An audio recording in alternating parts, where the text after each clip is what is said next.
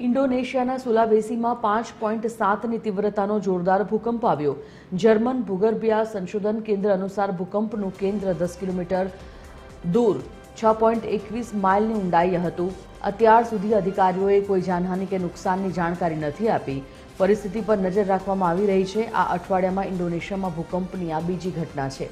અગાઉ 12મી ઓગસ્ટના રોજ પશ્ચિમ પાપુઆ પ્રાંતમાં 6.3ની તીવ્રતાનો ભૂકંપ આવ્યો હતો। શનિવારે મોડી રાત્રે અફઘાનિસ્તાન અને જાપાનમાં પણ ભારે ભૂકંપના આંચકા અનુભવાયા હતા। ભૂકંપની તીવ્રતા અફઘાનિસ્તાનના 4.9ની છે, તેનું પણ કેન્દ્ર જમીનથી 10 કિલોમીટર ઊંડે હતું।